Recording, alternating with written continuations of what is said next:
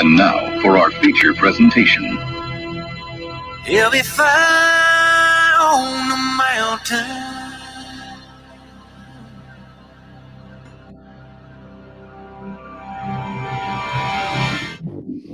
JB and Darren on the JB and Goldwater Show. Line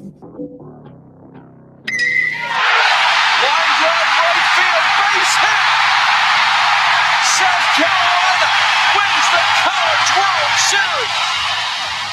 Watson, touchdown. Hunter Renfrow. He got him, and it's all over. Coastal Carolina rules the roost. They win the championship. And South Carolina has won the national championship. Cynical baseball team has done it again, but this time the Bulldogs beat one of the top teams in the country. They are giant killers. Get the ball to Bennett. He does.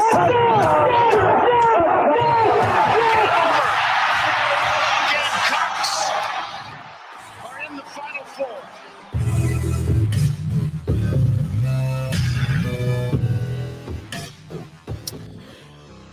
All right, greetings and a good afternoon and welcome aboard the JB and Goldwater Show, live, loud, and online, and driven by our friends and yours at Stokes Volkswagen. Find them at stokesvw.com. Find us on the JB and Goldwater app. If you download that, it's free in your phone. You can watch and listen to our program anywhere in the world, and you can go back and check us out there as well. Make sure you follow us across all social media platforms at JB and Goldwater, individually at Sports Media JB, and at Darren Goldwater. And you can always send us a message via our text line, 843-321-8893, or on Twitter, Facebook, YouTube, maybe even if you're in the Podbean app still listening through there, you can do that as well. And we'll pop you up on the screen and make you a part of our day. We're here until 2 o'clock, and we're busy until 2 o'clock because Scott Glaze and Meredith Taylor are going to anchor our coverage again today from Kiowa Island with the PGA Championship on cut day heading into the weekend. We're going to get you updated on that here in just a couple of minutes. We've got Raphael Esparza out in Las Vegas. He's going to give us some live lines on the PGA Championship, amongst a couple of other things to discuss this weekend. We do have John Whittle. Gamecocks fall last night in baseball, so we'll get his expertise on the next couple of days, including tonight, where Brett Carey is going to go in Columbia. If you're watching, it's me, JB, to the right. That is Darren to the left. Good afternoon, my friend. I thought this course was going to be a little bit nicer today. That's the way it looked at 7 o'clock and about at 8 o'clock. And then at like 8:30, the wind decided to blow, and it's not nice at all. There was a report on the course that Will Zalatoris said to someone walking alongside him, he said, man, this is just, it's rough out here today. And it is. But good for Brendan Grace. He's currently in the lead at -6. And the old man, Mickelson, is at least making a run. Yeah, we'll talk to Scott and Meredith in a moment about what those winds could look like this afternoon. Windy in the morning generally means the afternoon is going to be, windier. So we'll get there. But first, as we do on Fridays, we'll start with our 2-minute drill as we head into another sports weekend here in the state of South Carolina. Obviously, as Darren just mentioned, the top of the 2021 PGA Championship leaderboard is graced by Brandon Grace. South African flavor it is at 1-2 because Christian Bezuidenhout, that's right, thank you, is at 4 under, right behind his country counterpart, Brandon Grace. Ian Poulter with a great day, 6 under thus far. He is at 4 under. And as you mentioned as well, there is Phil Mickelson at 3 under, tied for 4th. Carlos Ortiz, Kevin Streelman, Keegan Bradley, Victor Hovland, Brooks Koepka, Aaron Wise, all at 3 under. More on that in a moment. In college baseball, of course, the Gamecocks fell last night. 7 o'clock first pitch tonight at Founders Park. Expected to be almost a capacity crowd for the 4th-ranked Vols and the 21st-ranked and 32-19, 15-13 in the league. Gamecocks. Tomorrow's tilt at noon is on the SEC Network. Coastal Carolina beat Texas State yesterday. They've got them today and tomorrow. Clemson fell to Duke. Tigers are going to need to win these next 2 ball games to have a 500 ACC record this year. Remember, they're playing 36 games. The Citadel is on the field right now. They're leading Coastal. They lost yesterday 2-1. They're leading 2-1 currently. Today is the final day of the regular season and of the season period for Citadel Baseball. They will not be in the SoCon Baseball Tournament. It is also the final day of the season for Charleston Southern. The top 4 teams in the Big South will advance to their conference tournament. USC Upstate, Presbyterian, they're in. But CSU won't be. They've got Longwood this afternoon. They took 2 yesterday in a doubleheader sweep. And Coastal Carolina, and the College of Charleston defeated lost to Elon 10-7. They've got a game today and tomorrow. They will be in their postseason tournament. Well, speaking of tournaments, we go back to our tournament experts, the very handsome and lovely both Scott Glaze. Your checks in the mail. Meredith Taylor joining us live from Kiowa Island, Freshfields Village, as a matter of fact. Yes, lovely is Meredith. Very handsome is Scott. Even with the hat on, we like Scott better without the hat. But today he's got Stono Ferry logo in the picture. That's right. That's what it is. That's right. We free plugs. Yeah, free plugs. That's right. Well, that's what you're here for, Scott. You do a lot of stuff for us. You can plug them all the hell you want to. I don't care about that. All right. So we got a lot to get to here, guys. There's some movement out there on the course. Wow. I believe, and y'all can correct me if I am incorrect here, but I believe the cut line still sits at 2 over. And there are some notable names behind that cut line, so we'll have to see what they look like later on this afternoon. But nonetheless, Brandon Grace is having one of the rounds of the day. The South African is 4 under. He's leading the tournament at 6 under. His counterpart, Christian Bezuidenhout, 3 under today. He's at 4 under. That was impressive. Yeah, well, I just got that from Darren, so tip of the cap to Mr. Goldwater. Ian Poulter, 6 under today. He has the round of the day thus far. He's at 4 under. And old fireside with Phil Mickelson tied for 4, 3 under, 1 under today. That's what the top of the board looks like. Meredith, ladies first. We'll start with you. Your thoughts on what they've done thus far on the course, and if you can, update us on the wind out there. The conditions have picked up a little early this evening. Yeah, it's a bad day to have my hair down. It's already blowing 20 miles an hour. I was looking at the coverage just now, and Jordan Spieth was on, and they said it was 21 miles an hour into him. Let me just tell you, that's not a good thing when you're playing golf. Great day at the beach, but that's just brutal on that golf course with championship pins and on cut day. It's going to be all the drama this afternoon. Yeah, it's speaking of the cut right now. In terms of math, it is at +2 right now. Our friends at Data Golf are predicting it to be at +4. It could even jump up to +5. Don't know if it'd make it to +6. So be on the lookout for those numbers as we go into the afternoon and what it's going to take to make the cut. Couple stats as we start the day. Corey Connors has hit the eject button. He is 4 over today after leading by 2 strokes, shooting 5 under 67 yesterday. He was the 8th player since 1983 to lead the PGA Championship by multiple strokes after the first round. The previous 7 have not gone on to win. So that's notable there for Connors. And the other stat that I had for you totally slipped my mind, so it will come to me at some point. I got one for JB because I don't want to add salt to the wound, but the Brooks Koepka stat that I had to bring because I'm standing next to Mr. Stat Guy. Brooks Koepka has opened the PGA Championship with a score in the 60s each of the last 6 years. And that's the longest streak in any major championship in the modern era. The previous obviously held by Jack Nicklaus with his run at the Masters, but his let me just give you the past 6 years: 69, 66, 63, 69, 68, 68. That's just and he's won unreal. He's won 2 of those 5. We can't count this one just yet. That's right. So 40% of the time he's gone on to win the tournament. What do you think about Brooks Koepka? I mean, he's going to tee off today at 2:00. The wind, I mean, if it's blowing at 20 now, I mean, guys, y'all played this course. The afternoon, the afternoon isn't going to get any easier. So what is that going to mean for a guy like Brooks Koepka, who obviously is trying to kind of battle himself back in there physically? He's at the top of towards the top of the leaderboard. But what does it mean for a guy like Brooks Koepka? What does it mean for some of the other big names out there? The Spieths, the McIlroys trying to make the cut. Yeah, this weather's going to play. You just got to play solid. Par is going to be your friend today. Anything under par right now is just gravy. I mean, we're seeing Ian Poulter 6 under through 12. That's great golf. Same with Brendan Grace, 4 under through 14, and Bezuidenhout 3 under through 12. Those are some great rounds going. Carlos Ortiz as well, 4 under. So these guys are really, this is where you make your hay right here when you can shoot some really good numbers. When conditions are tough, that's going to vault you up the leaderboard. So for the guys this afternoon, in terms of making the cut, this is going to be a day where we're going to see the cut to start at a certain number and just keep creeping backwards.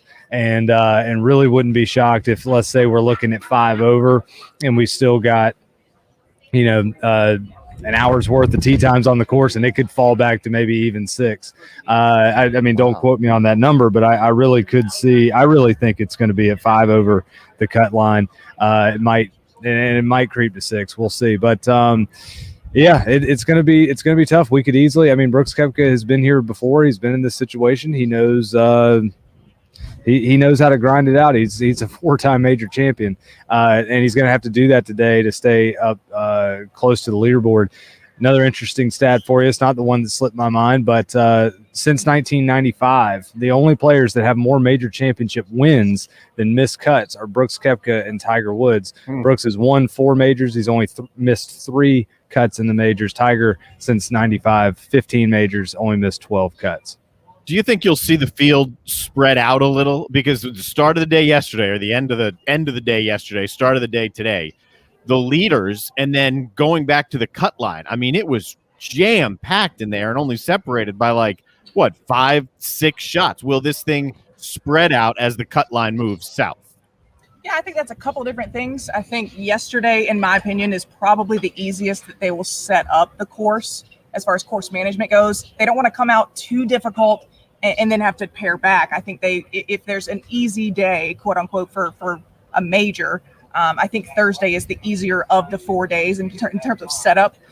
So it's only going to get more difficult. And then you add in the wind. I do think it's going to spread out and get more difficult. I think the cut line is absolutely, I mean, if you shoot even par today, that's a huge victory, in my opinion, in this kind of conditions with these kind of pins. And I mean, this golf course is brutal.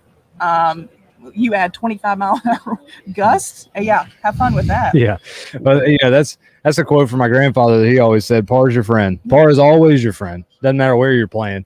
Birdie's going to be your buddy." But yeah, you gotta make pars today. We're already starting to see the field kind of space out a little bit right now. We've we've got 28 players under par, and a lot of those guys have not teed off yet. So we're starting to see it space out. The pins today, I was only able to get around the front 9, and I think the hole locations are a lot more difficult today than they were yesterday, especially given the wind. I was following the Mickelson Day and Harrington group, and on the first hole, which is arguably the easiest at the Ocean Course, in my opinion. Yeah.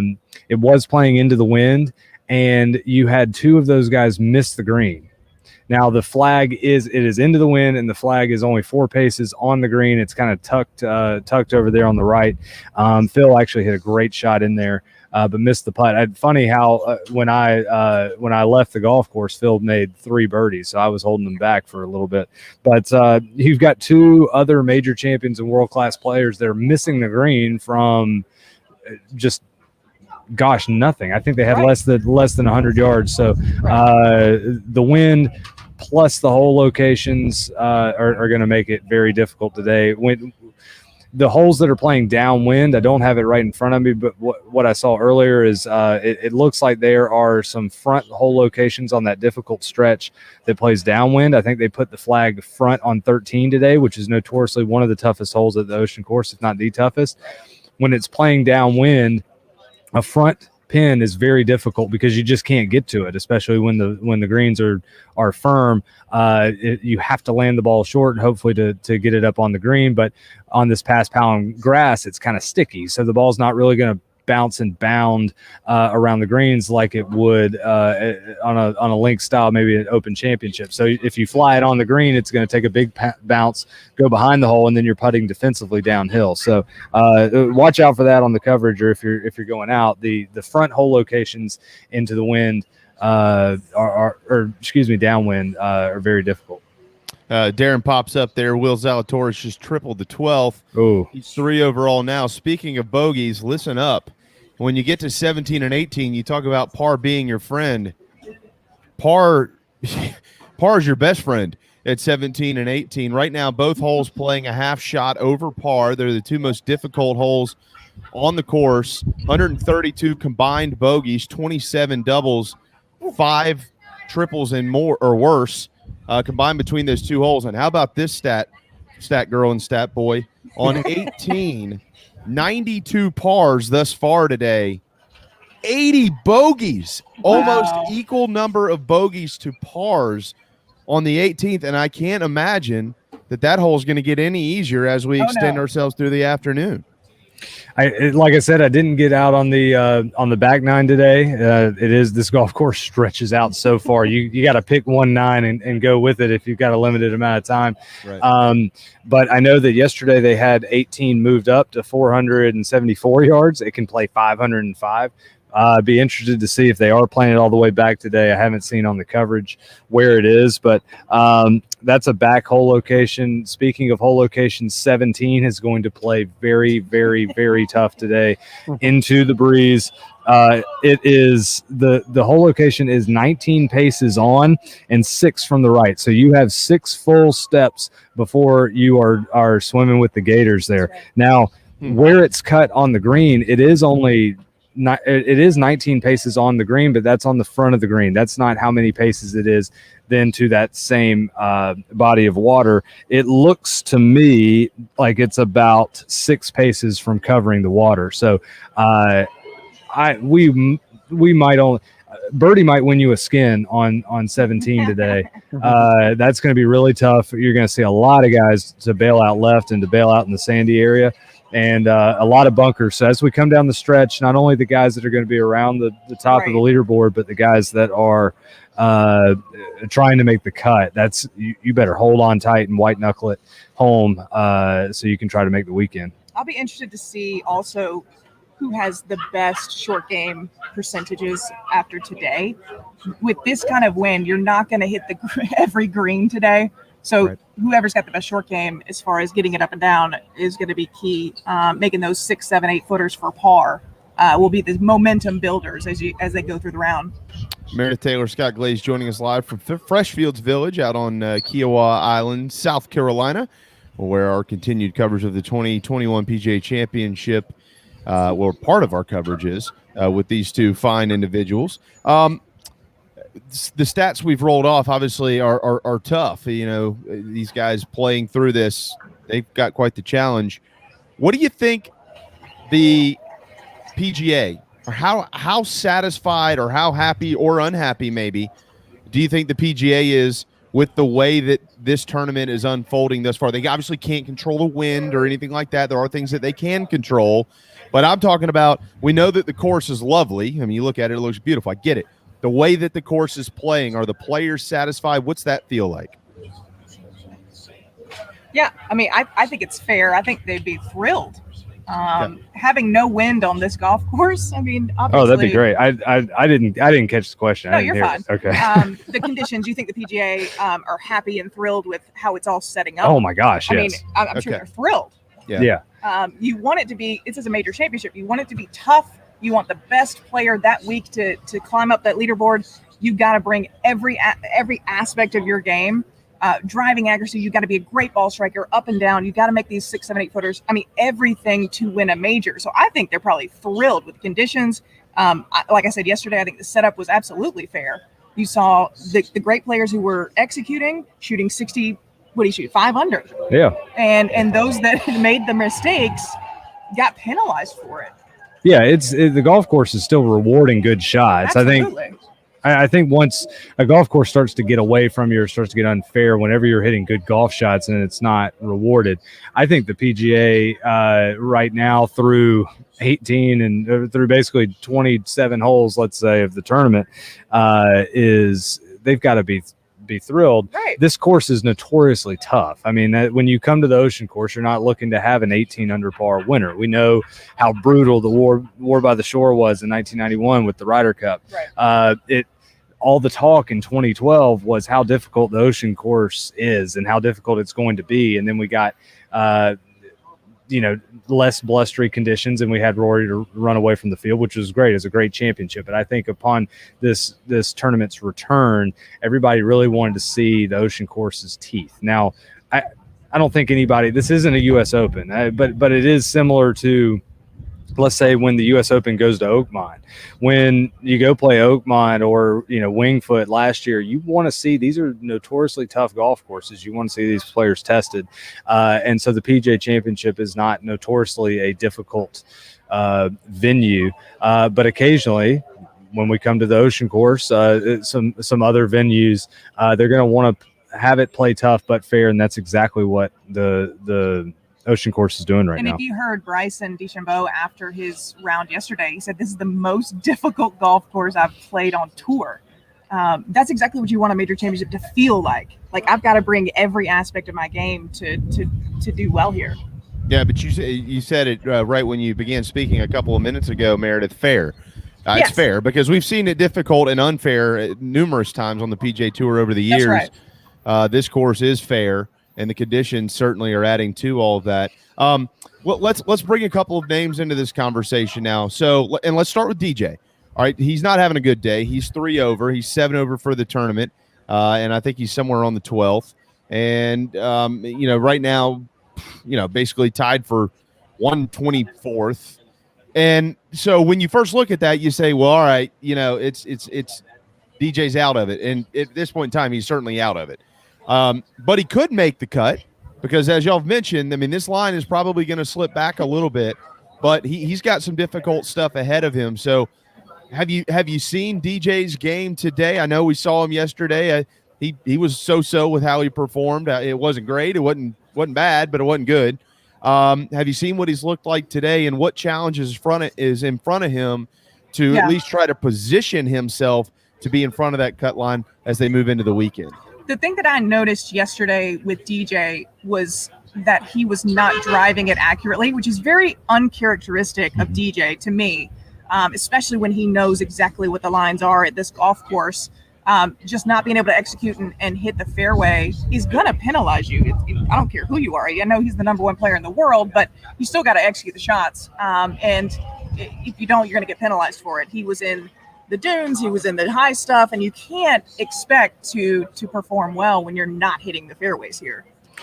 Yeah, I'd love to see how he's doing today in terms of hitting the fairways. Off to a great start. He birdied the 10th, now 3 over on the round.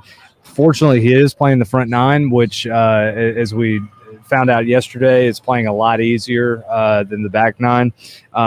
Meredith's got a great stat on that, but he's got to make some birdies coming in. I think, like I said yesterday, there's no venue that's too big or too scary, so to speak, for Dustin Johnson. He can play anywhere. I think this is just showing that maybe he does have some knee troubles that's lingering, because his game usually travels well and he shows up. The stat that we were talking about is that yesterday the field was 133 over on the front 9. On the back 9, they were 298 over par. So you gotta get it done on the front 9, and like I keep saying, you gotta just hold on the back. Hang in there on the back. Yeah, and I don't have a total breakdown of these numbers. I know his driving accuracy, DJ, you mentioned the fairways, is 61%, but his greens in regulation just 52. So it's a second shot course, and that second shot hasn't been very good thus far to Dustin Johnson. Let's get to Rory. Scott, we've had these conversations often about Rory Mcilroy. Day 1 Rory in a major versus days 2 through 4. Day 1 Rory was 3 over. He'll tee off at 1:58 this afternoon. to try to follow up on that 75 with something better. Yesterday, remember, he was off to 2-over start through the first couple of holes, but he got it going a little bit later on in the round. He was able to kind of hang in there. Right now, he's probably going to be in the field this weekend if he can play even par golf today, but I'm sure he's looking to gain a shot or two. So talk about it. Talk about that. Rory, how he generally performs in day one, and then what we should expect from Rory moving forward. Yeah, it's wild to me that Rory has this type of record.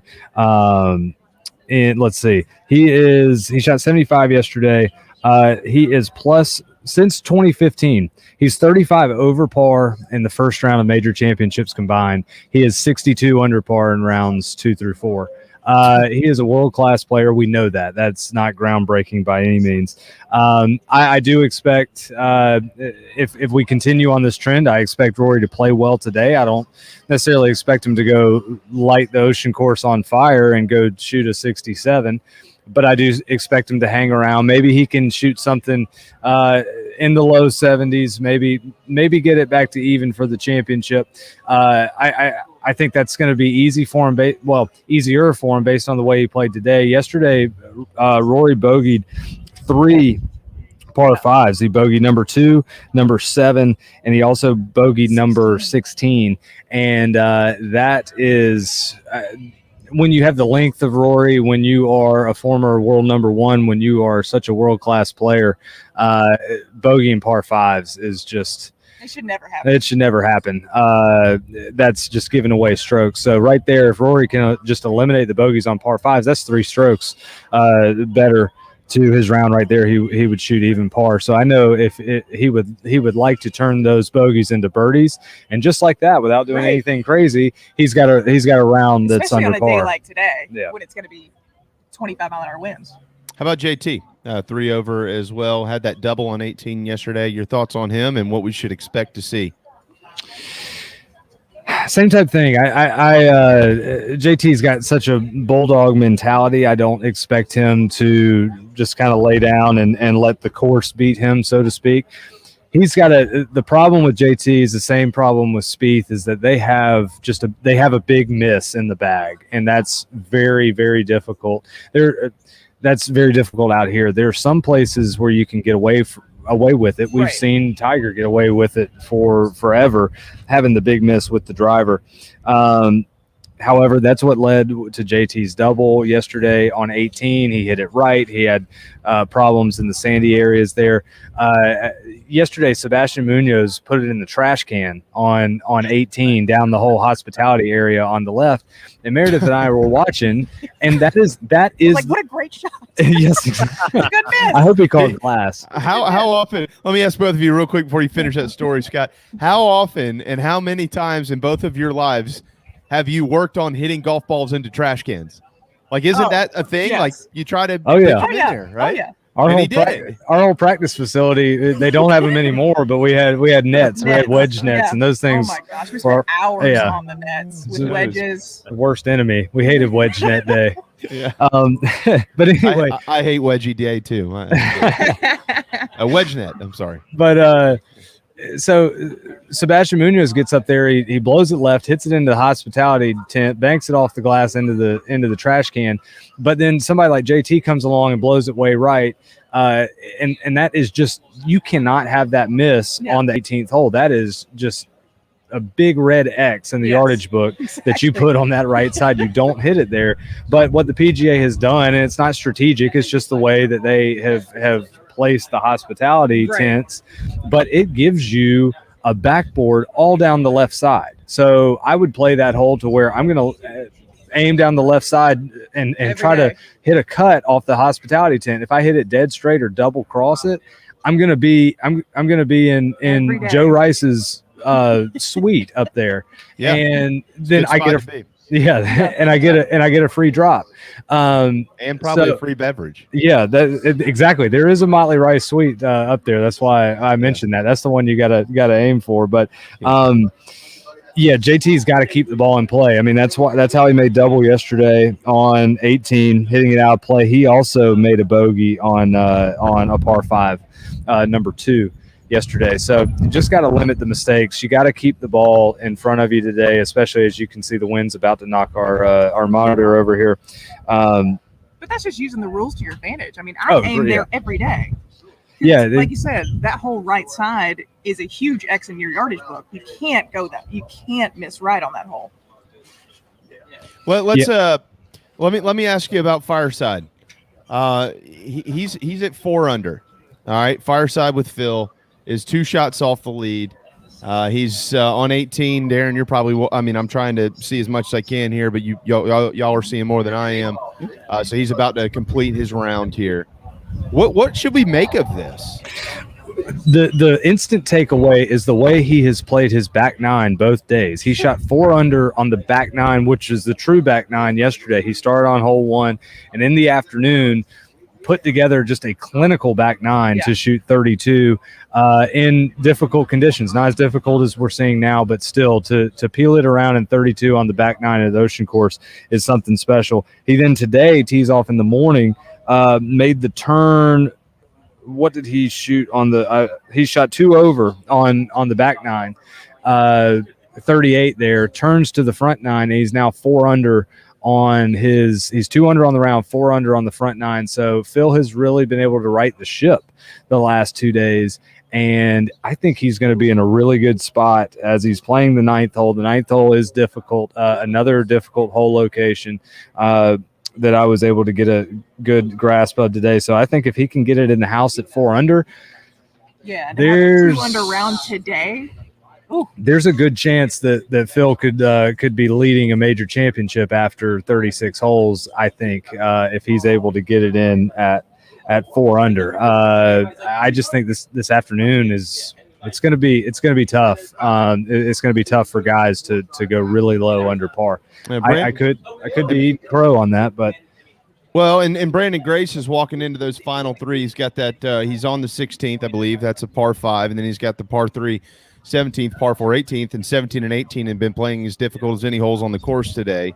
So his challenges still lie, and and I guess just from a crowd perspective here, from a tournament perspective, from the outside looking in type ordeal, guys, we could wake up tomorrow and the final pairing in the 2021 PGA Championship have the name Phil Mickelson in it, teeing off at 2-something in the afternoon.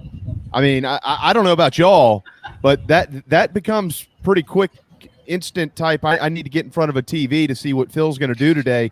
He has won one of these, remember, 2005, the jump. So it's been 16 years, right? But Phil Mickelson, as you mentioned, Scott, could be leading this thing tomorrow when they tee off on moving day. Incredible for our neck of the woods too. Yes, incredible for our neck of the woods. It's really surprising to me because I don't think this golf course fits Phil's game. However, I mean that off the tee, so to speak. I would around the greens, he's a magician, and we spoke at length about how you're going to have to hit these crafty little shots. And Phil definitely has that. And it is exciting. There's already a buzz about Phil playing well. Like I said, I was on the front nine. I caught up with that group, was watching them. The crowd kind of kept growing around Phil's group there. Biggest gallery I've seen yet out of the 2 days of actually following tournament play. And I was telling Meredith I was on number 2, and they were about to hit their second shots, and a golf cart comes screeching in, dust, all over the place because of the sand, and it was Dottie Pepper with ESPN's coverage, and she's on the radio, and she's barking. She's like, I know, I'm already here at Mickelson. I'm on it. So they're, clearly ESPN, they're everybody, there's an excitement when you get just one of the game's greats, all-time greats. Especially at 50 years old to be doing this in a major. Doing it in these conditions, and I mean, does he have it is impressive. Does he have it in the tank to hang with the young guys for 2 more rounds on this course in this win? Had I not seen him today, I might have said no, but seeing him and just kind of seeing his body language and kind of just his demeanor, I think so. Yeah, don't you think? He does. He looks comfortable. Yeah. He knows that being a veteran and having the experience is going to pay dividends this weekend as we have difficult conditions. So I think he really is. and it looks, I saw Darren put up there, they had about 20, 25 feet on 9. So it looks like at worst, he's going to post 4 under for 36 holes. Might not be in the lead, but could be very close to it. And I think he is going to be extremely, extremely pleased with his position. And Phil's a betting man. I think he's going to be willing to bet on himself this weekend. Yeah, I tell you, and we'll kind of leave it there. We're going to come back to you in about 30 minutes. But Phil Mickelson, if he's in that final pairing tomorrow, God bless whoever's with him, whether it's Brandon Grace or whomever, because this Charleston community will wrap their arms quickly around Phil Mickelson as he struts his way across the ocean course. That will be something to see. So we'll keep our eyes on that. We'll have our eyes back on you here in about a half hour. Go ahead and get you one of those $16 beers and a $14 1-ounce liquor drink and refuel. Maybe grab a sandwich as well. Scotty, take the hat off. Meredith has you beat today on the hairstyle stuff. That's right. I gotta let this hair breathe. I hear you. All right, we're gonna hit a quick timeout. We'll come back to Scott and Meredith in just a little bit. Okay. Okay, sounds great. Cool. There you go, Meredith Taylor, Scott Glaze, joining us from Freshfields Village as part of our live coverage of the 2021 PGA Championship. Before we hit a timeout and then fly to Vegas to check with Raphael on who's betting on whom in this tournament, I want to remind you, if you happen to miss the news yesterday, the Shriners Children's Charleston Classic field has been announced for 2021 down at TD Arena, November 18th, 19th, and 21st. St. Bonaventure, Temple, West Virginia, Ole Miss, Marquette, Boise State, Elon, and Clemson will all be joining us here in the Holy City coming up in November in college hoops. All right, that timeout has arrived. And so will Raphael Esparza with mybookie.ag in a couple of minutes right here on the JB and Goldwater Show, driven by Stokes Volkswagen. This is Mike Mazzell for Stokes Volkswagen on Ashley Phosphate Road with exciting news. It's springtime and we're playing ball.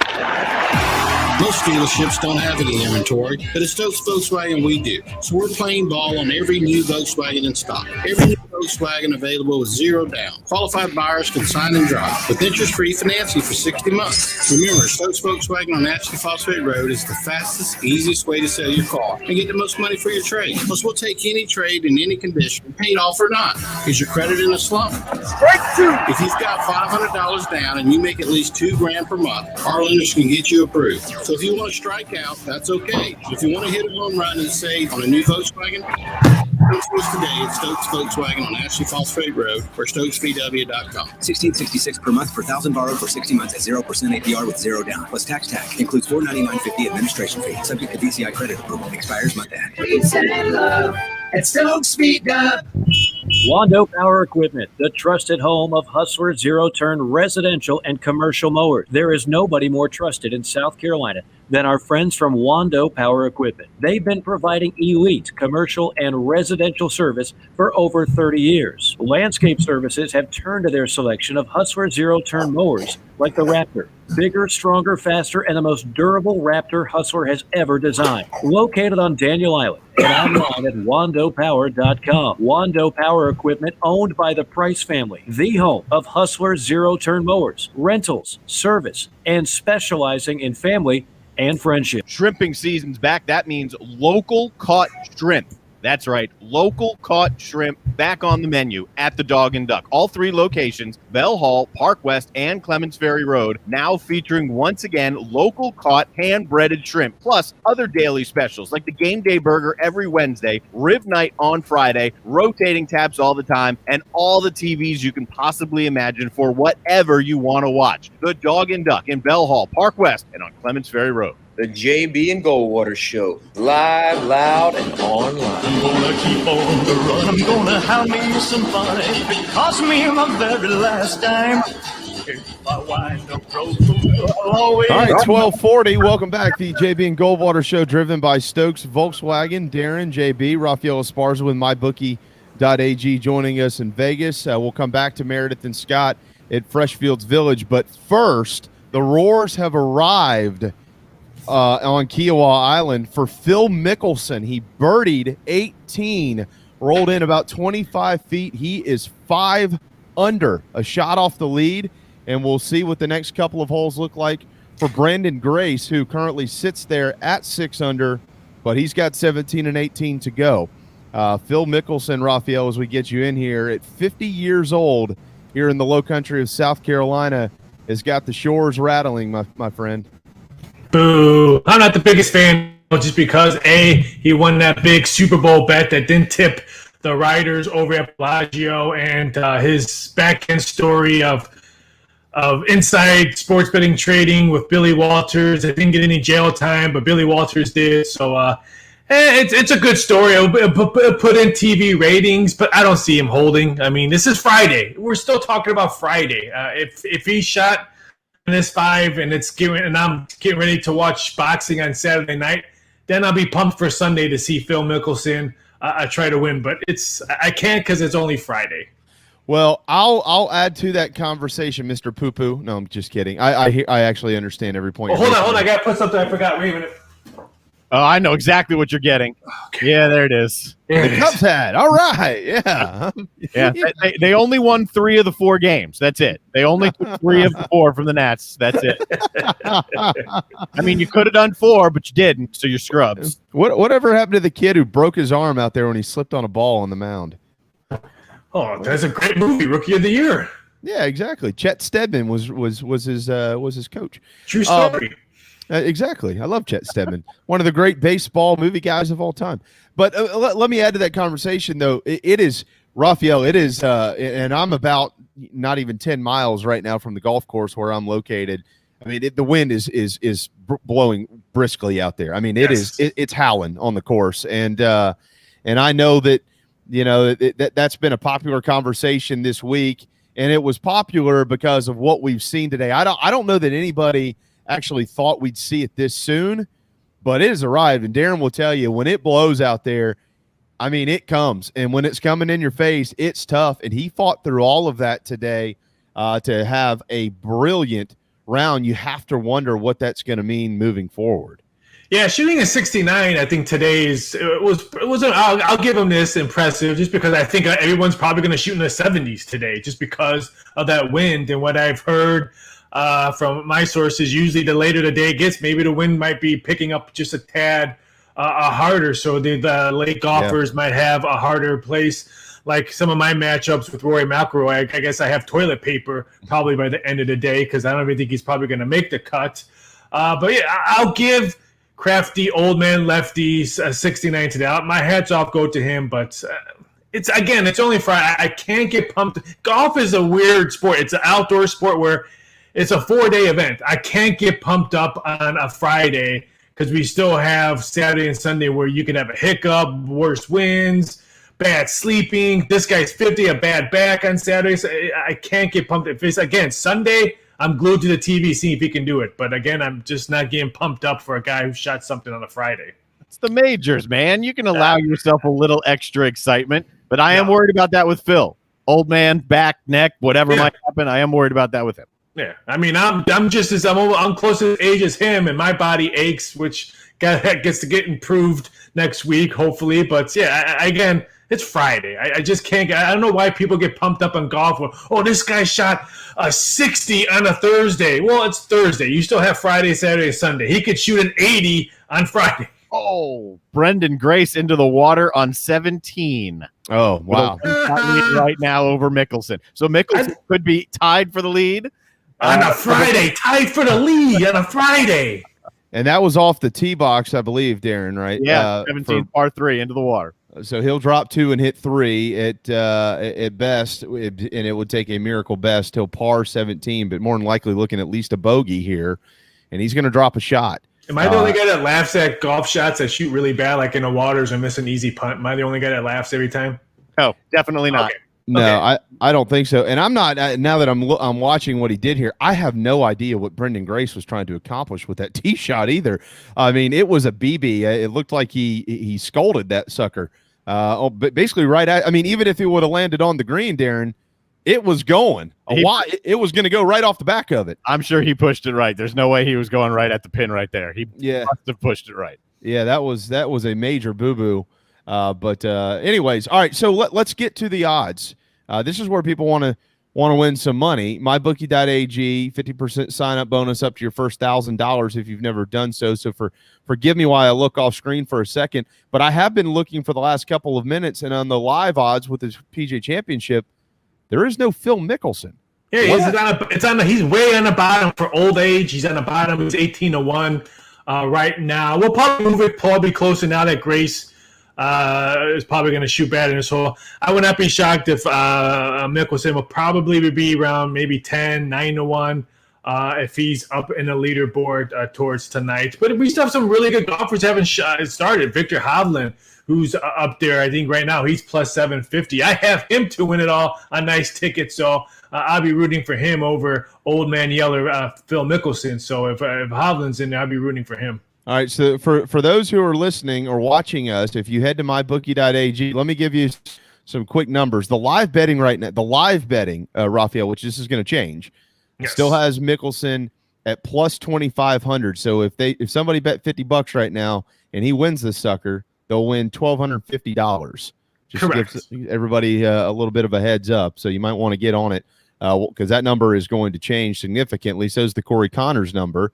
It already has changed. Okay, to plus 4,000. So, what else? How about Brooks Koepka? You know, Darren and I told Darren a quick story for you. I told Darren yesterday I was mad at him because I on Wednesday said, you know what, I'm going to slap $50 at mybookie.ag on Brooks Koepka to win this thing. $50 rolling. You're a high roller right here. Well, I was going to pull it out of my my children's college fund. We're trying to get him into the thing here. So let him do 50 and ease his way in. Yeah. Well, I was just going to pull it out of the kids' college fund. They don't need to go to college. Home Depot cashier college. Well, we only want to send one to college anyway, so I'll probably pull it from, only one is going to need it. But here's my point. So Darren says, well, he's probably not even going to make the cut. Well, he's 3 under, and now I'm mad. Now, do I truly believe he's going to win this thing? Well, no, but he's got a chance, and I would have won like $2,500 if I would have taken that initial 50-1 on him. So Darren screwed me. But the biggest question is, if you would have won that bet, do you tell the wife that you won that bet? Oh, no. No, I have to tell her that I'm making the bet. I don't have to tell her that I won it. Oh, okay. I just wanted to see where you sat in the world of gambling. Well, yeah.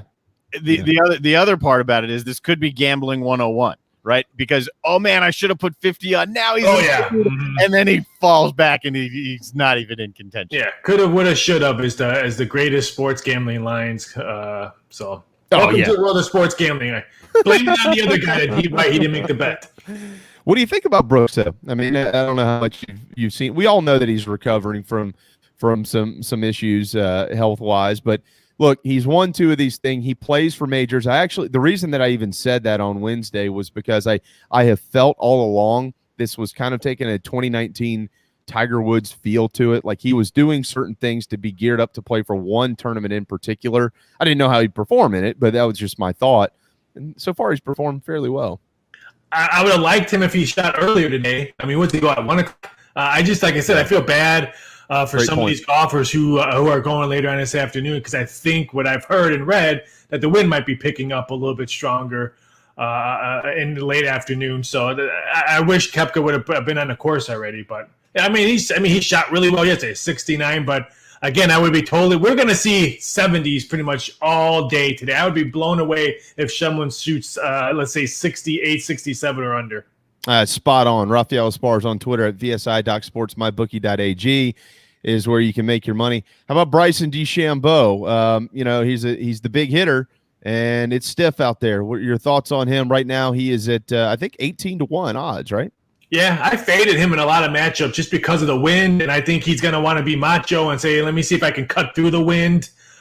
So I faded him in a bunch of tournaments. So here's for me. I'll be doing my Simpson voice. Ha ha! If he misses a whole bunch of shots. So I faded him, and I think he's, again, it's all going to depend on his tee time and how the wind is going, because I think the weather could probably knock him around probably the most, because I think his ego is going to want to say, I'm going to try to cut through this wind, and the wind might take him away. Explain the matchups for people who don't understand. If you head to mybookie.ag, if you're on a computer, on the left side of the screen, there are many tabs that you can click on any sport that's out there, and you'll click on the golf tab to find the matchups not the golf tab at the top of the screen.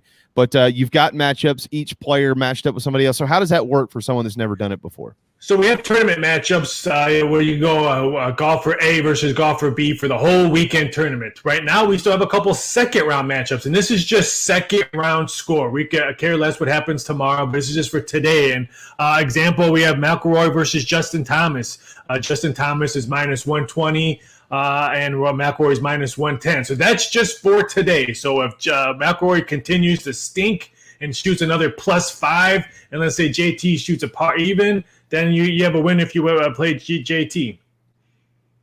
And then you make money and everybody moves on. And then you don't tell your wife that you made some money, and you have a nice steak dinner by yourself and say you had to work late. Who's your pick to win it?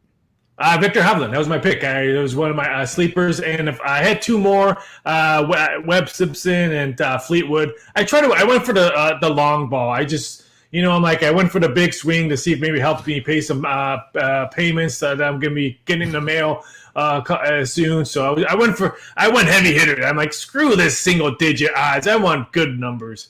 Victor Hovland will tee off at 147 today. He is 3 under amongst many at 3 under. Again, Brandon Gray still leading, but not for long. He's in the water on 17. Phil Mickelson will be at least tied for the lead here in a moment. He is at 5 under in the tournament. Anything else that has caught your eye as it pertains to this year's PGA Championship? I'm probably curious to see what ratings are going to be. I mean, there's a lot of stuff on TV with NHL playoffs, these NBA playing games. We saw the ratings with the Warriors in baseball this weekend, UFC, boxing on ESPN. I mean, there's some really, really good stuff. I'm going to be very curious because this is the kind of tournament where if Phil Mickelson is, let's say, still in the hunt Saturday and Sunday, the ratings are going to be through the roof. But if you look at this leaderboard and let's say Grace, Steelman, Bradley, even Hovland, they're not going to bring in the ratings on Saturday and Sunday. No disrespect to golf and all that, but I'm just sorry. If you're the networks, please, Mickelson, be in the top for Saturday and Sunday ratings. But if it's some of these guys, I can guarantee you they want Cameron Tringle in the lead for the weekend. It would just be bad for rating. That's why I think golf needs a big – that's why they need Bryce, would like him or hate him. They need something like that because it's just so many people where I think a lot of these people don't know who these golfers are. They got a shot, though, right? If Mickelson's at the top, if Koepka can play well today. Yes, they got a very good shot. Young guy, so they've got a shot of having a stacked leader. Yeah, I agree. Just looking at the leaderboard, there's probably 3 to 4 guys I think that could bring in the ratings. But again, if Mickelson has a bad day tomorrow and everyone else, it could be a very, very bad ratings for the PGA. Well, and they need, as we were speaking with our experts as part of our team coverage this week, Scott and Meredith, they need this cut line to fall back maybe rather significantly because right now I think where is it, Darren? Is it still at 2? Okay, so it's still at 2 over. Still 2. All right, probably 4, 5 maybe. I mean, you're talking about JT, Rory, they're behind the cut line right now. Spieth is behind the cut line. They need to play well. John Rahm, yeah. They need there's a lot of big names that could be cut, that could be playing some really good golf with beers in their hands on Saturday and Sunday instead of playing for a PGA Championship. How about this? We've got a couple of friends who've driven down from my wife's hometown in Delaware. One of them is the husband of her friend who's here is a golf pro, and so he gets some free tickets to all these PGA events. Anyone he wants to go to, he can kind of reach out and they'll let him come down. So they drove down to stay with us for the weekend, stopped to get some lunch on their way in town yesterday, and walked right into John Daly, as a matter of fact, who had sent somebody out of his Suburban into the restaurant to go get himself a milkshake post round. I guess John Daly wasn't planning on being around for the weekend, and he's not going to be because he tees off in about 15 minutes and he's 13 over par. Ouch. But he'll enjoy that check nonetheless with a couple milkshakes here in the Low Country. All right, you mentioned other things going on this weekend. You got the Stanley Cup. Darren's Washington Capitals. I don't know if he cares about the Caps or not. I do in the playoffs. Okay. Well, he does in the playoffs. They are 1.5 goal underdogs tonight against Boston. Yeah, desperate. I mean, Boston's playing some just tough hockey, like old school knock-around hockey, and I think that's why they're up. what I've seen so far, it's really going to be hard to beat Colorado. The Avalanche has just been destroying St. Louis, and what the Golden Knights did last night on the road. I mean, they're down 2-0 in the first, and they come back and win 5-2. So it's going to be interesting. I mean, Boston and Tampa, I think, are going to be battling in the East. But boy, if you're anybody in the East, do you really want to play Colorado or Vegas right now? Those are two tough teams. I would not be shocked if one of them are hosting the Cup. All right, a prop bet you sent me in my email yesterday. Total Major League Baseball no-hitters in the regular season must be full game no-hitters and not 7-inning no-hitters. You've got the over-under at 12.5. Wow. Give me the under. Everyone keeps on saying, I think it's a big number. We're not even in June yet. And they got 6. The way these hitters have been stinking it up, I'm sorry. I mean, we could probably see – I mean, the record is 8. I would not be shocked if that's broken by – middle of June. Give me the over at 12.5 because what I've been watching in baseball has just been awful. I remember a couple weeks I was watching the Cubs and Indians, and I switched to the ESPN Ocho to watch T-ball with a bunch of 5-year-olds hit it because there was more action in that T-ball game. Baseball has just been horrible to watch. You know, the Trout situation sucks, and Ohtani is the best player in baseball, and nobody can watch him play. No, I mean, the Seattle Mariners have been no-hit twice already this year. Twice. I mean, I'm sorry. I know if you look at it, wow, that's a big number. They're at 6, and it's May 21st. We can have one this weekend. What's the number I missed? Is it 10? 12.5. 12.5. Okay.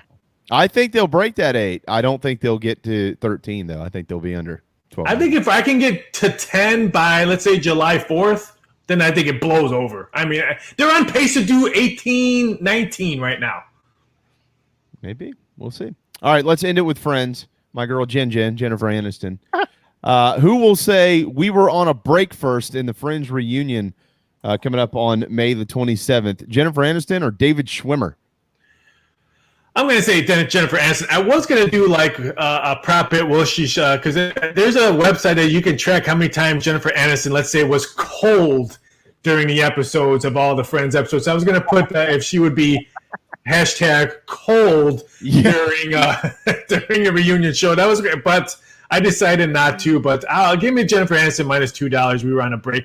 I thought it was fun to do this. I loved Lisa Kudrow sing the whole Smelly Cat song. I mean, it's the reunion show. It's going to get huge reviews, and some networks already picked up on this. I heard NBC up in New York was talking about these betting odds this morning. I got some love on that. So I got some UFO betting odds coming up. To look at your email just because the Pentagon's releasing their report next week about the UFO sighting. So I have a head-to-head matchup. What will be captured first, a UFO or Bigfoot? UFO -$9.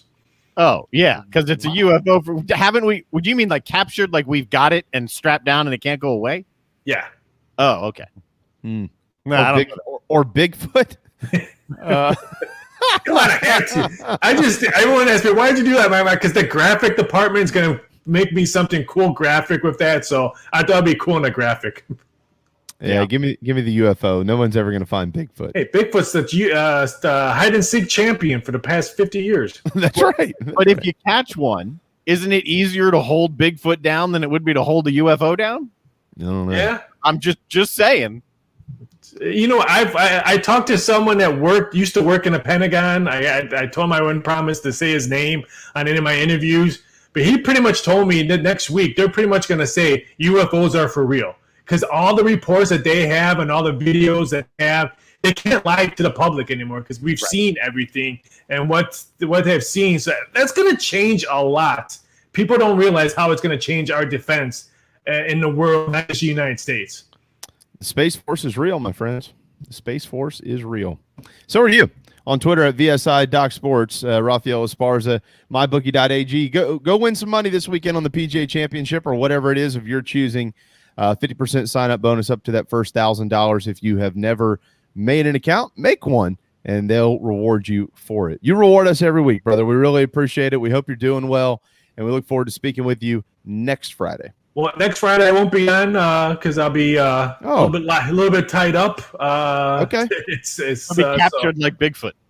I might try to do a video in the hospital room for the time that I'm in there next week. But I'm off next week, but I'll be back in week after. In June. We'll see you in June for college baseball. Yeah, in June. College baseball's postseason. Well, our thoughts and prayers are always with you, Raphael. Have a wonderful weekend, bud.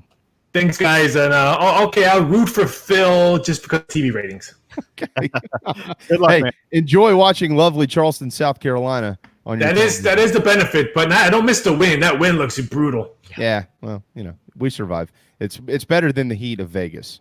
I don't like wind. Wind gets stuff in my eyes and allergies. Put on and glasses. You have to sweep the patio nonstop because sand's all over the place. No, Out there, certainly. Yeah. Thanks, bud. Take it easy, guys.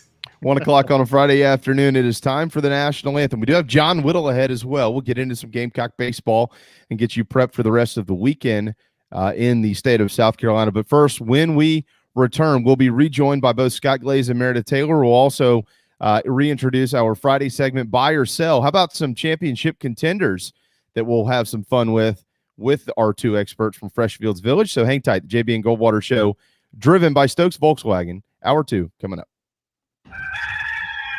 Mike Morgan here for Gamecock Traditions. Baseball is going strong. You'll want to look sharp when you cheer on your Gamecocks. Under Armour, New Era, sideline hats, all with interlocking SC Baseball logo. 18 styles of $10 tees exclusively at Gamecock Traditions. Get on that email list by going to the bottom of the page, enter your email, and always be the first to know about new items as they arrive. You can also add a little Gamecock flair with house signs, garden flags, interior and yard decorations, only at one place, Gamecock Traditions. At Patriots Point Naval and Maritime Museum, families walk in the footsteps of our nation's heroes, the brave ones who risked their lives to defend our way of life. Home to the aircraft carrier USS Yorktown, USS Laffey, and the USS Clamagore, there's more than 1 million square feet of exhibit space to roam. White Glove certified, we have several new health safety measures in place to enhance the visitor experience.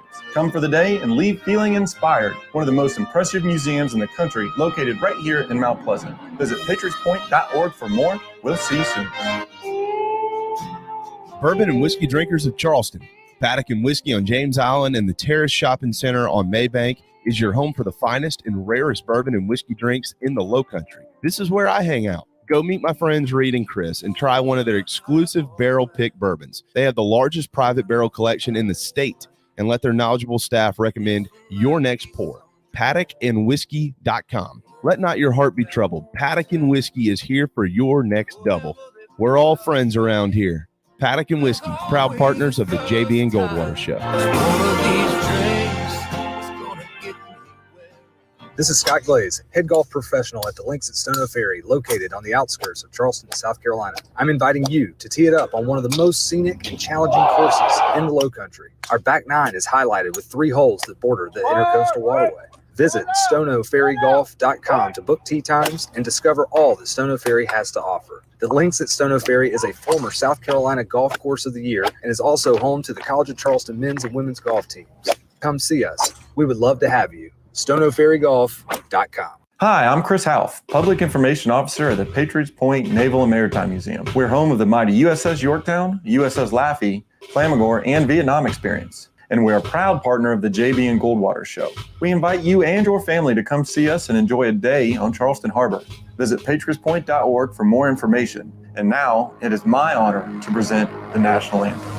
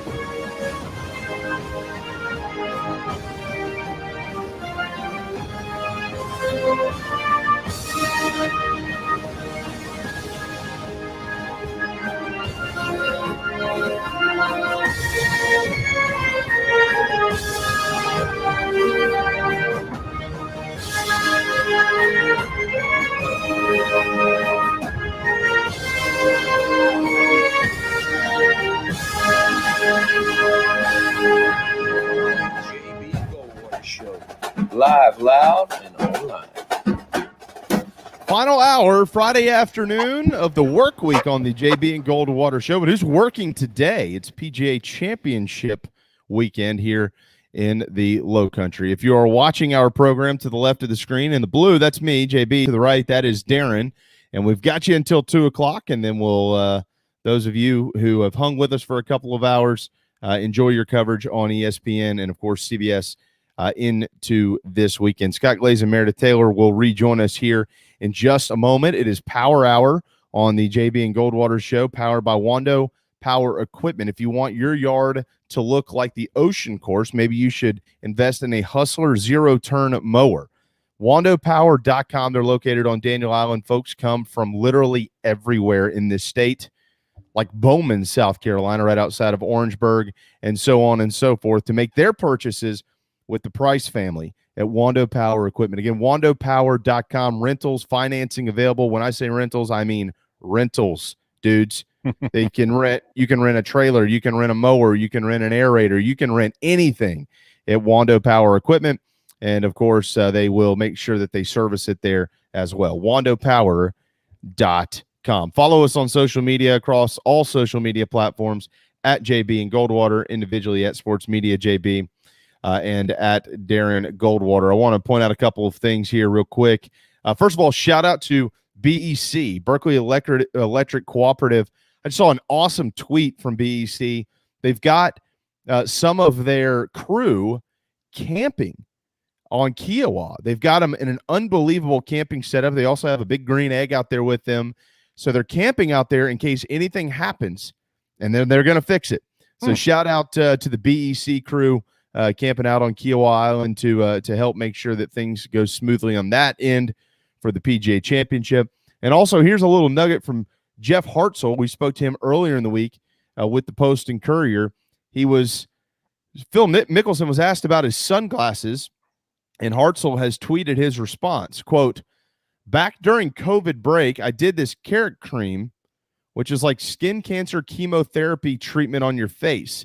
When I went outside, I had to wear some protection, so I wore these glasses."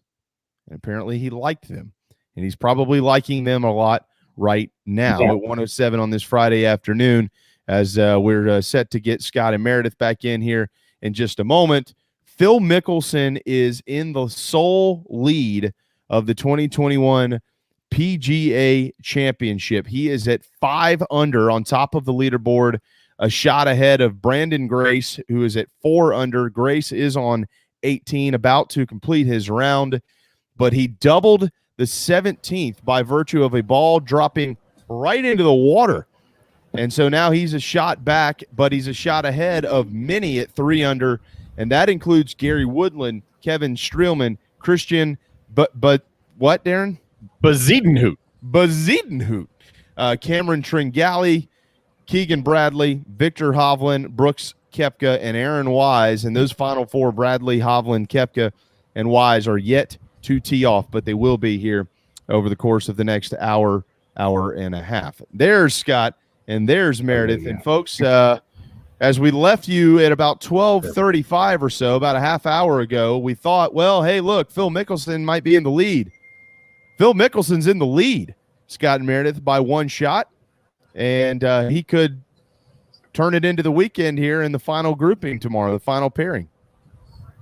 Oh my gosh! What a way! I mean, right after we got off there, and Phil then sinks the putt. Then on number 9, just dead center. Saw it on the coverage. It was a great camera angle. And I said to Meredith, maybe it's the old school putter. Phil going back to his roots, back with the classic blade putter there.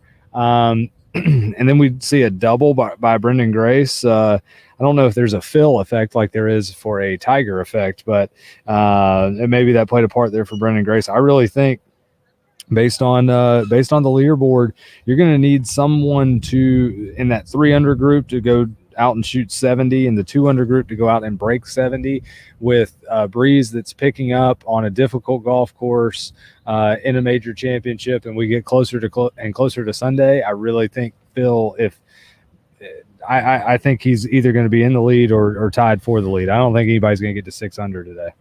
Well, and Meredith, as we get you in here, look, every golf tournament needs a storyline going into the weekend. That's best for the coverage. It's best for the course. When the folks are out there following the players around, they've got a storyline. Phil Mickelson is now the story of the PGA Championship. And don't you know, all the golf writers and all of the coverage is going to be thrilled to have a huge name like Phil and somebody who's that accomplished and has that much history in major championships to be at the top of the leaderboard. You always love having that big name there. He's going to be a crowd favorite. The roars that we heard when he made that 25-footer on 9 it was like, wow, we're actually back to having the crowd. Yeah. So I know that he's going to be fired up to play in front of a lot of people this weekend. And Phil feeds off of that. Yes. He feeds off of the crowd. That's why I said earlier, I don't know if I'd be on this Phil bandwagon had I not seen him today and seen how he's kind of interacting with the crowd, interacting with his brother, his caddy, and just kind of the way he's carrying himself. He's got a lot of confidence. Phil is a confident guy. There's not a lot of times where he lacks confidence, but I think it's oozing out of him right now. He's really on to something. This is the first time that a 50-year-old plus player has carried the lead or even had any type of share of the lead at the PGA Championship since 1999. Hale Irwin had a 36. He had a share of the 36-hole lead in 1999, and we're getting into rarefied air. The oldest major champion ever out of the 4 major champions is Julius Boros, who won the 1968 PGA Championship at 48 years old, 4 months. Phil is over 50 years old, 50 in however many months. So this would be, it's very early. We still have the afternoon wave on Friday to play, but it's certainly fun to talk about that. This could be a monumentally historical weekend if Phil's able to hold on. Make sure that if you aren't, that you are now following our friends Scott Glaze and Meredith Taylor on Twitter at Mayor Taylor, at Scott Glaze, joining us from Freshfields Village on Kiowa Island, South Carolina. Let's walk through the round. We do have a buy-sell segment coming up in a minute. We're going to bring you into that and let y'all give us the answers as opposed to Darren and I doing this like we generally do on Friday. But let's walk through the round today for Phil. Scott, you mentioned earlier that he was 2 over on the back 9. He did have those 3 bogeys. He had a birdie at 11. 11 and 7 are the 2 holes on this course that are playing the easiest thus far. He birdied both of them today, and Phil Mickelson abused the front 9. 5 of those 9 holes he birdied. He didn't have 1 bogey. The rest were pars, so he owned it on that front 9 there. Obviously, players know that's where they're going to have to score because the back 9 is going to do to you like it maybe just did to Brandon Grace, where he doubled number 17. So if the two of you would kindly do so, walk us through Phil's 18 today and what allowed him of that 3-under performance. Well, he started out on the 10th hole early this morning. When I got to the golf course, I could tell that the breeze was a little fresher than it was yesterday morning. But still calmer than we're experiencing now and that we will continue to experience. He got a good birdie at 11. That's always a nice birdie. Any of the par 5s, we talked about that yesterday. The par 5s out here are difficult. The 16th is difficult. The 11th difficult. 2 and 7 are playing easier in terms of par 5s. But anytime birdie on a par 5, as we noted, is always great. Bogey on 13, that's not unexpected, and that's not awful. That's if we could see the handicap, of each hole of the Ocean course on this scorecard here, I'm sure the 13th, if it's not number 1, it's probably in the top 3. That's such a hard hole. then was able to right the ship all the way through 17, and he did bogey 17 and 18. Also not uncommon. Yeah, I said number 18. It's already 123 over par today. Right. So it's one of the hardest holes today. Yeah, so really you're not losing many strokes to the field in that scenario by making bogey on 17 and 18. You're certainly not gaining strokes, but you're not going avoiding to the big number. Correct. Then he parred number 1. So I was able to catch him when he was making the turn. He parred number 1, birdied number 2. He missed a very good look on 1. Was able to birdie number 2, went for that green in 2, routine up and down there for birdie. Par 3, had a great par save at 3. This was right about the time that I then came to join the show. He was in the middle of the fairway, hit the ball short. Number 3 is a tabletop green, sloped off on all sides. So if you miss anywhere there, or if you even miss on the edge of the green, it's going to roll off. It's like having a bowl turned upside down. Yes. That's what it feels like. Great comparison there. And especially with the wind that's playing into the wind, hit it short, the ball funneled all the way back down, and then Phil put his short game on display. Got up and down, just short game magician. And then again, another shout out to all the volunteers on the third hole, which are Stono Ferry members. Ferry. That's right.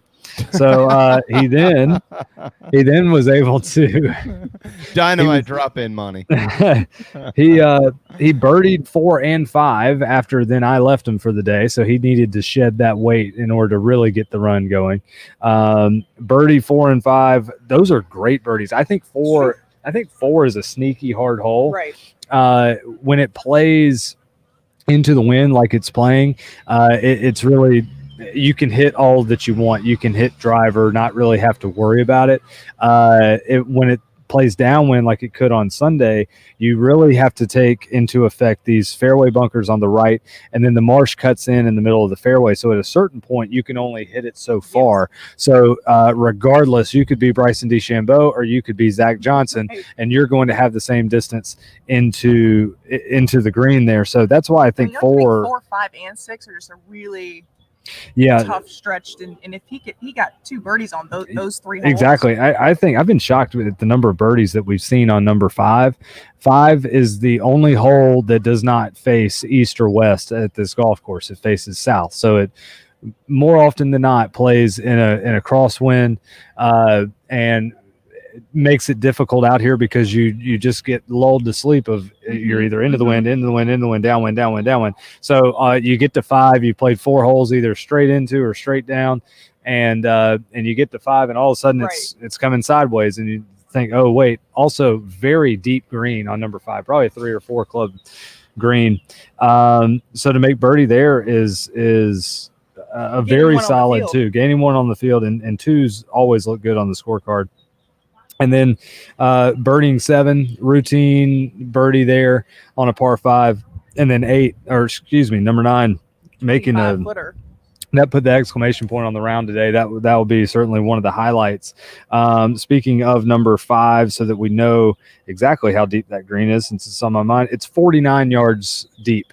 So it's basically half a football field. You can go from the goal line to the 50-yard line. That is the length of the green at number 5 there. So in terms of greens, that's a big one. A big one. Brandon Grace right now is on 18, guys. He just chipped his 3rd, and he is well short of the pin. So he's got a lengthy par putt here to try to hold serve and stay a shot back of Phil Mickelson.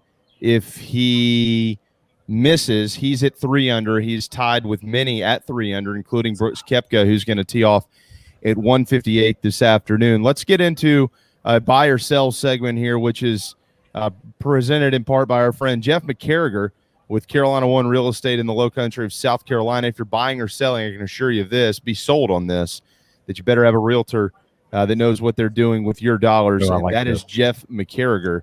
2 F's, 2 C's, 2 R's. Jeff McCarriger, Jeff.McCarriger at CarolinaOne.com. Somebody who can take care of your transaction. We all know what the real estate market is, Scott. It's bouncing out there at Stono Ferry, so you better have somebody that knows what they're doing. So I'm going to ask Darren to flash this back up on the screen.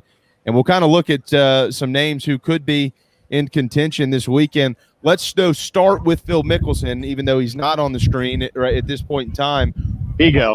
I redid a graphic at the break to put him in. There you go. There we go. There's Phil Mickelson. Scott and Meredith, are you buying or selling Phil Mickelson in contention to win the championship on Sunday afternoon? I'll go first. I'm going to buy. And the reasoning is just based on watching him today. Like Scott alluded to earlier, when you see him rolling the rock, making a 25-footer, and the fact that he's not spraying his driver, meaning he's in form and he's got the crowd with him this week. Yeah, there's a quick thing on Phil. His T-ball on 2, that was the closest that I was able to get to him. And Phil talks about hitting bombs, right? So I was anxious to see. All right, let's see how Phil really kind of moves it out there up close. See what it looks like, sounds like.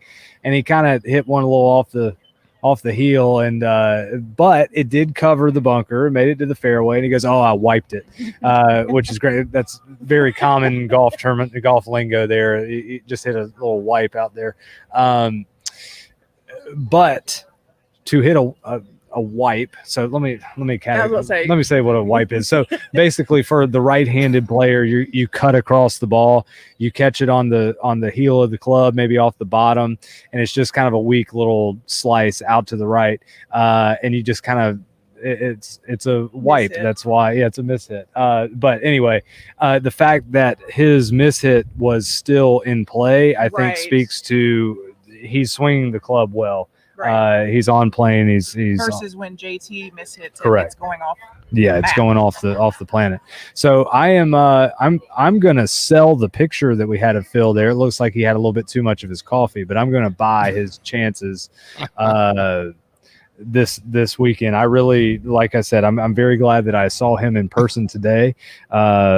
And because I think that just kind of keyed us into really how he's feeling. What you're not seeing on the coverage. On the coverage, you're seeing the golf shots. You're not seeing kind of the psyche mentalities. I think he's going to be. I think he's going to be around this weekend. I think that's great for this championship.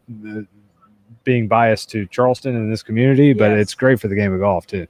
Brendan Grace did miss that par putt, so he is back to 3 under. How about Brendan Grace? Are we buying or selling him in contention on Sunday? I'm going to sell that, even though Brendan Grace has got some chops. He has the lowest score ever in a major championship. He shot 62. When was that? 2018 when Spieth won the Open Championship, 2017, 2018. Yeah. So and he was around in the year or two prior at the U.S. Open at Chambers Bay. He was in the last group. So he's been there. Yeah, he's been there. I just don't think the last 2 holes today that's a bad taste in your mouth to go into the weekend after having the lead and then finishing double bogey. That's tough. And I don't think he'll fully tumble down the leaderboard. I just don't think he'll be there come Sunday. You agree, Meredith? I do agree. Okay. I agree. One of the names, if you look at the leaderboard on TV right now, there's 2 names that pop at the top of this sucker. Phil Mickelson and Brooks Koepka. But Brooks Koepka hasn't teed off yet. We don't know what his second round is going to look like. However, for the sake of this program and this segment, are we buying or selling Brooks Koepka being in contention on Sunday afternoon? We both looked at each other and paused. For the sake of controversy, I'm going to sell Brooks Koepka. I don't think. I mean, this guy is the big game hunter in the game of golf right now. I mean, death taxes and Brooks Koepka showing up in a major. Those are the 3 guarantees in life, especially the last few years. I think he played well yesterday. It's going to be tough today. Not only do we have a grind of the golf course and the wind, but he's dealing with a knee that in his press conference this week, Brooks even said it wouldn't be what he said, like the end of the year, maybe October before he's fully healed. I can't remember the exact date. I was shocked at what he shot yesterday, to be honest. And he's a great player, and it would not shock me for him to be there. But I don't think it's going to happen. I think it's going to be similar to Brendan Grace scenario. I don't think he's going to tumble down the leaderboard. He's just not going to. Right. I would sell because I don't think he's going to win. Right. There you go. So you're selling. Selling. I can't wait to tell both of you how wrong you are on Monday. By the way, cut line has moved to +3 right now. 3 over. There you go. Look at that. Brooks Koepka 6 shots in front of it. Keegan Bradley. Are we buying or selling Keegan Bradley in contention on Sunday afternoon? He's 3 under. He'll tee off at 142 this afternoon. I'm gonna sell My that. gut is to sell. Yeah, I don't. Keegan, he plays a lot of golf with Michael Jordan. He wears Jordan shoes. So I think anytime you can rub elbows with Michael Jordan, there's got to be some good things that'll rub off on you. The grit and tenacity, I'm sure have rubbed off a little bit. But yeah, in some money games, yeah. But I just don't think. I don't think he's going to be in contention to win come Sunday. I think he's in position to have himself a great week, but not to hoist the Wanamaker Trophy for a second time. As we look at a couple of the other major names that are out there still, you got a guy like Colin Morikawa. He'll go at 209 this afternoon. He had a good day yesterday. He's 2 under, so he's 3 shots off the lead, and I think he might have won one of these before. Oh, yeah. It was just a few months ago, as a matter of fact. Are we buying or selling Colin Morikawa in contention Sunday afternoon? Go for it. I would buy just because of not only is he not missed a cut since October. I mean, he's playing really well right now. The ball striking ability, the fact that he's defending champ, the accuracy off the tee. I mean, all the things. Yeah, and I would buy as well.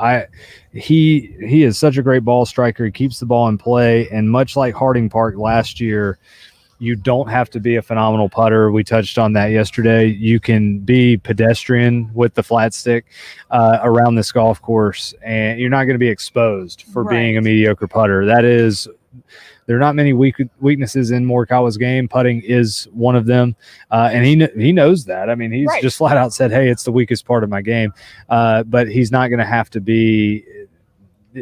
I don't think that will be exposed.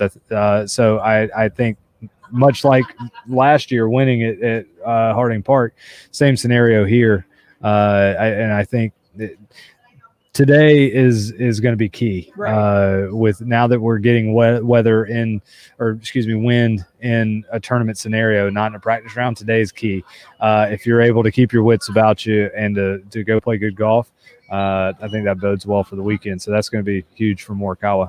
What striking distance, right? If Phil's -5 and you don't think anyone's going to get to -6, like you said, this heading to Saturday. This was the stat that left my mind earlier. That since I don't know the year, but let's just say it's a long time. The PGA champion has come within 6 shots of the lead after day 1. So I think that's why it was really, if that holds true, let's say in the last 30 years or so, if that holds true, because Connor's got to 5 under yesterday, then that puts everybody 1 over and better in that grid. Stats can always be broken, especially if it gets really blustery. It may be 7 or 8 shots. I don't know, but it typically is. You've got to be within that. You want to be within 5. And this is the type of golf course we just saw Brendan Grace go from 6 under to 3 under in the blink of an eye. So I still think if Phil's at 5.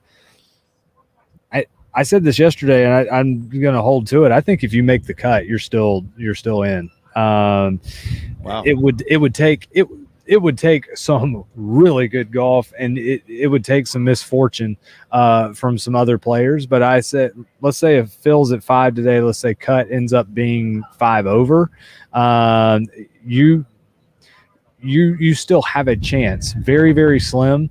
But what that would do is it would put you out tomorrow morning well in advance, probably 6 hours ahead of the leaders, to where you could maybe go post and get it back to even par or so, post to 67, get it to even, and then kind of see maybe how the afternoon unfolds. You would then need another perfect storm on Sunday in order to win. So I don't think that if you miss the cut that you're out of the event. But I'll just say more realistically, I would say if the lead stays at 5 under right now, if you are at 2 over or better, yes, you're within striking I was distance. going to say even for sure. Yeah. Oh, even for sure. Yeah. But I think just because of the conditions, we can stretch it. And if you're within 7, if the lead stays at 5, I think you have, because you can go have the round of the day in the morning Mm-hmm. and be right there. Ricky Fowler needs to have one of those. He is doubled to open his second round on number 1, so he's thrown a 6 up there, dropped from 1 under to 1 over. But we're waiting for Bryson DeChambeau to tee off at 2:09 this afternoon. Do we buy or sell Bryson DeChambeau being in contention on Sunday? I don't want to, but I'm going to be smart and I'm going to buy. I just feel like anytime we say, oh, it's not going to, other than Augusta National, but anytime that we say, oh, this isn't going to suit Bryson, he finds a way to hang around.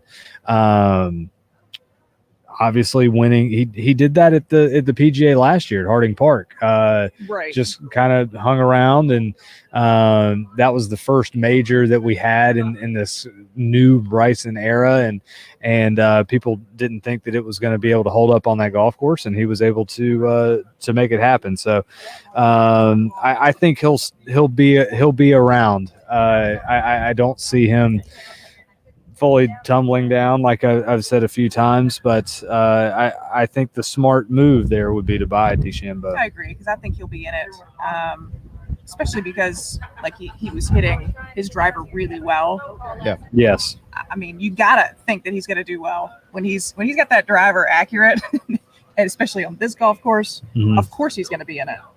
Meredith, the final one, we'll start with you here. I'm going to lump 3 of these names into one conversation. Rory McIlroy, Justin Thomas, and Jordan Spieth. Spieth, McIlroy, JT, a combined 9 over. They're all 3 over for the tournament. Whom are you buying and whom are you selling to be in contention on Sunday? I'd sell JT just based on the fact that when he misses big with his tee ball. I'm going to say, goodness, I just don't think Jordan can get it done. I'm going to have to sell Jordan, even though I like Jordan so much, and he's an incredible scrambler like Phil.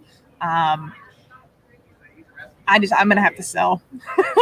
Are you selling? Why don't you? I think they'll be up there. I just don't think they'll win. So I'm going to have to sell all. Yeah, I mean, I think the wild card's Rory, right? Isn't Rory the wild card? And we've already talked about this. I mean, he's a guy who can turn it on in a hurry on Friday. He's right on the cut line. They all are at 3 over. I mean, if you ask me of that group, who could turn it and actually be in this thing on Sunday, I'd take Rory over the other 2 at this point. Yeah, it shocked me that he did so poorly on the par 5s. Mm-hmm. And I don't know why that is. I mean, maybe it was his tee ball. I'm not sure. But to not par 5s on this golf course is puzzling to me. Right.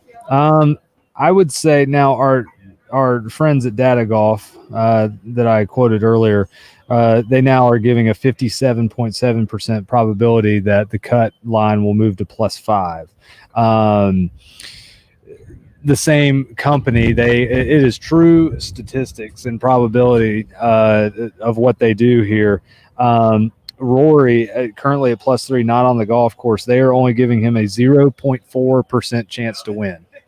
When you go to Justin Thomas, same 0.4% chance to win, and Spieth has a 0.3% chance to win. According to these guys that do probability and statistics when it comes to golf tournaments for a living. Now, your favorite that they still have listed is Victor Hovland right now at 12.6% chance to win, just for reference there.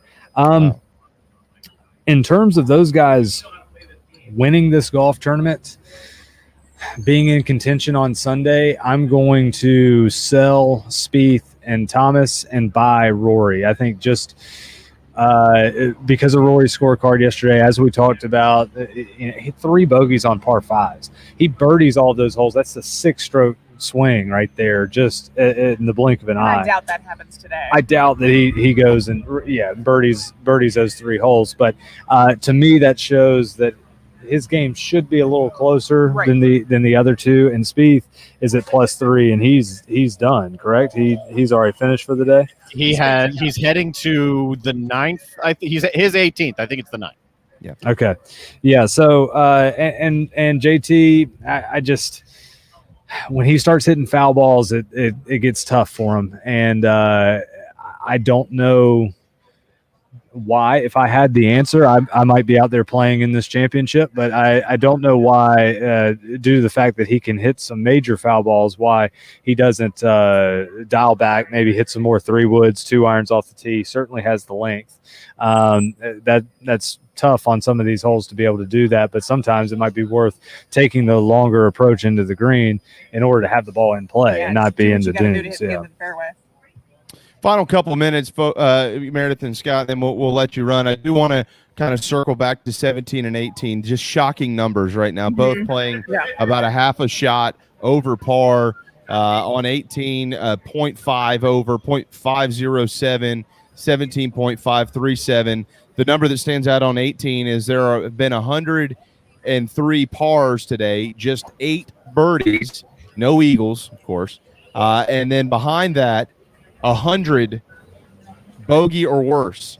So 103 pars, 100 bogey or worse, bogey, double, triple, and beyond.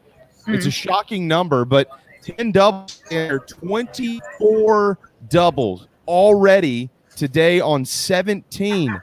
And we saw Brendan Grace take a really strange approach to that green a little while ago in his tee shot. It looked like he was trying to just cut right through the wind, but it was way off.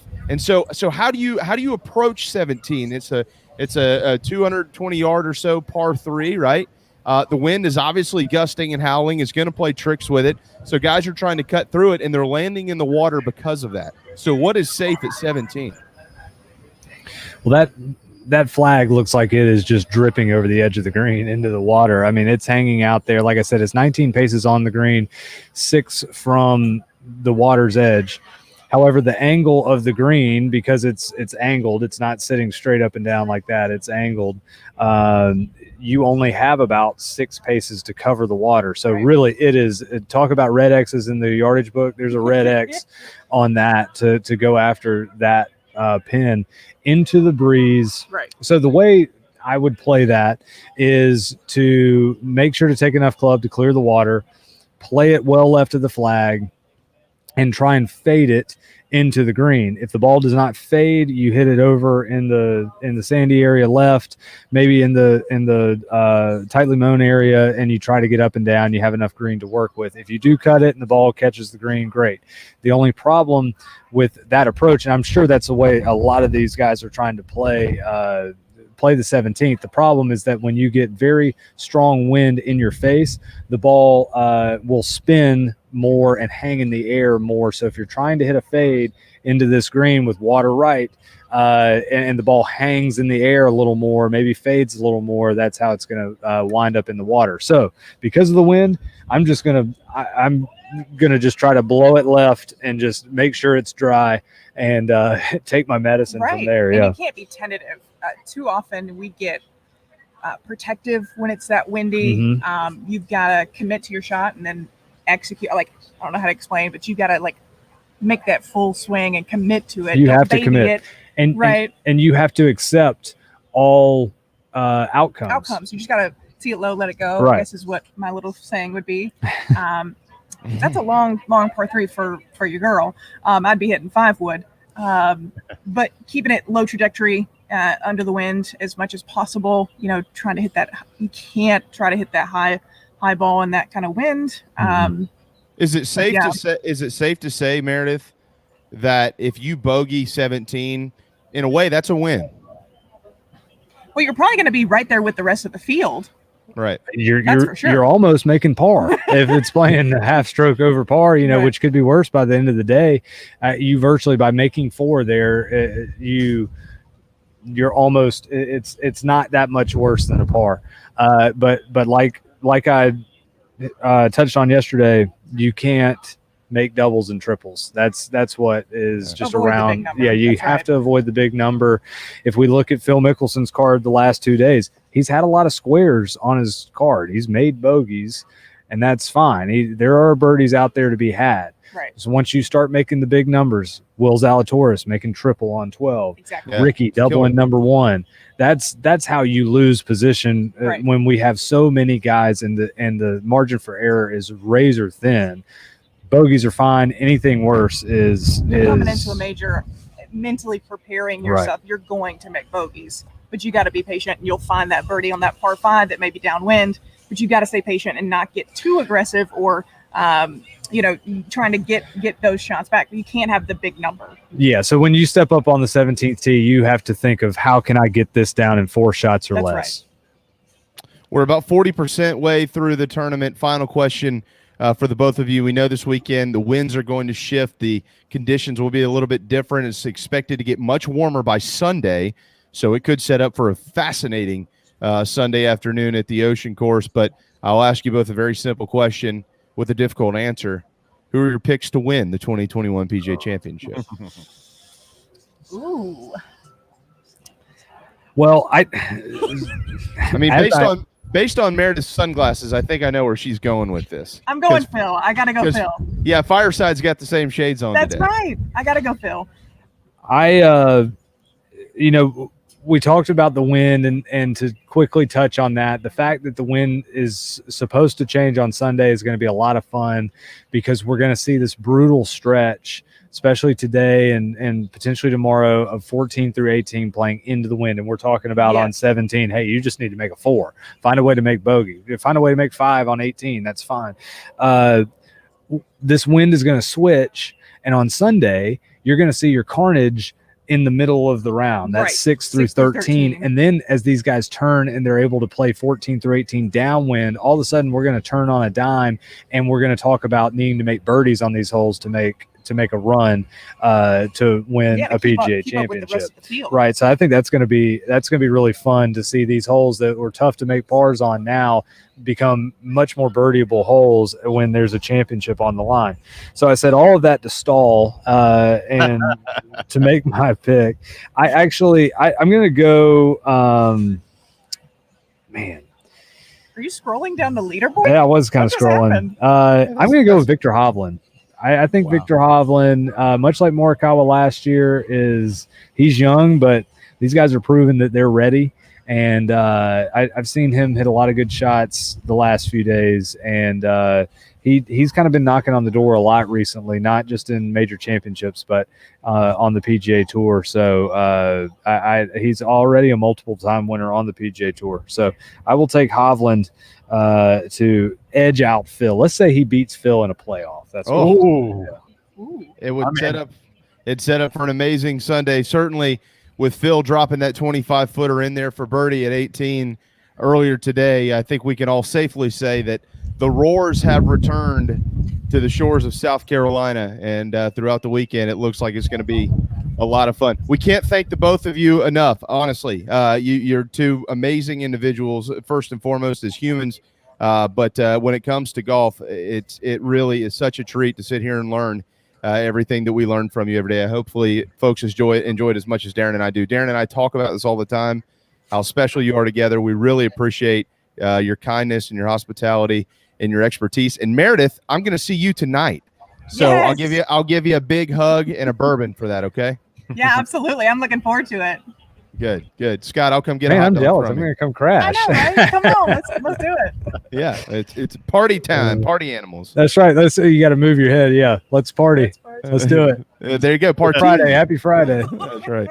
Guys, I know you have other obligations to get to this afternoon. I look forward to that coverage, certainly. Thank you so much for your generosity with your time. We really appreciate it. Thanks so much for having us. This was a lot of fun. Yeah, I know. Thanks. Yeah, band back together after a couple of years. We'd love doing it, and hopefully we have another excuse to all get together again. Maybe Congaree soon, or maybe I'll just qualify for Southern Hills next year in Tulsa, and we can just take the show on the road. Broadcast there we go. We're gonna put this on your shoulders, Scott. Okay, we'll be player family for that one. Yeah. Nonetheless, though, count on 2030 at Kiowa for the PGA Championship. We'll be there. There we go. I'll also be like 60, so it's all good. Have a great weekend. Thank y'all. Thanks, guys. Thanks, guys. Enjoyed it. Scott Taylor and Meredith. Scott Glaze and Meredith Taylor. Meredith, of course, former star golfer at South Carolina. Scott is a star. He is the pro at Steno Ferry. He's a pro himself on the course, and they are pros in their coverage of golf. It was special within the last couple of days. Time for a quick timeout. When we return, we're going to check in for the final few minutes of our Friday afternoon program with John Whittle of the Big Spur. A big night and a big weekend for Carolina baseball. They dropped game 1 last night, but can they rebound? And also some news pertaining to tonight's first pitch at Founders Park. You'll love this one if you're a Gamecock fan. Hang tight. JB and Goldwater Show, driven by Stokes Volkswagen. We'll be right back. This is Mike Mizell for Stokes Volkswagen on Ashley Phosphate Road with exciting news. It's springtime and we're playing ball. Most dealerships don't have any inventory, but at Stokes Volkswagen we do. So we're playing ball on every new Volkswagen in stock. Every new Volkswagen available with zero down. Qualified buyers can sign and drive with interest-free financing for 60 months. Remember, Stokes Volkswagen on Ashley Phosphate Road is the fastest, easiest way to sell your car and get the most money for your trade. Plus, we'll take any trade in any condition, paid off or not. Is your credit in a slump? Strike 2! If you've got $500 down and you make at least $2,000 per month, our lenders can get you approved. So if you want to strike out, that's okay. But if you want to hit a home run and save on a new Volkswagen, come see us today at Stokes Volkswagen on Ashley Phosphate Road or StokesVW.com. $1,666 per month per $1,000 borrowed for 60 months at 0% APR with zero down. Plus tax tag. Includes $499.50 administration fee. Subject to DCI credit approval. Expires month end. Peace and love at Stokes Speed Up.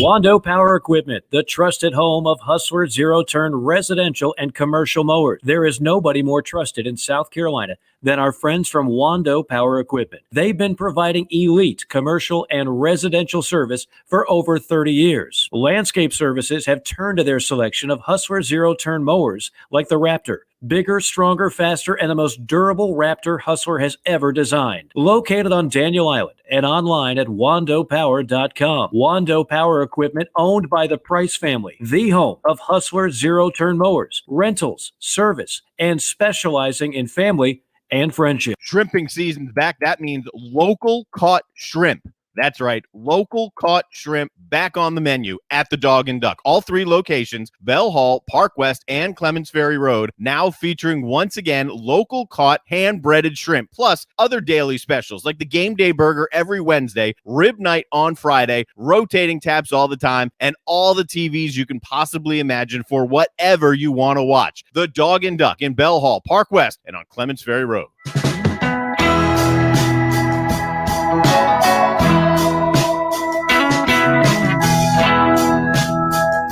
What's up, everybody? This is South Carolina singer-songwriter Patrick Davis, and I might live in Nashville, Tennessee now, but guess what? I can always keep up with the news back in South Carolina because I've got the JB and Goldwater Show. Thank you, JB and Darren, for being live, loud, and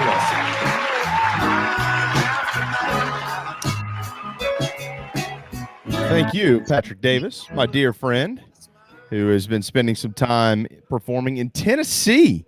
We were texting just the other day. All right, final segment here on the JB and Goldwater Show. Again, I cannot thank our dear friends Scott Glaze and Meredith Taylor enough for making Darren and I way better than we are these last 2 days at covering golf. Darren, maybe I won't even speak for you. I'll definitely speak for myself, though.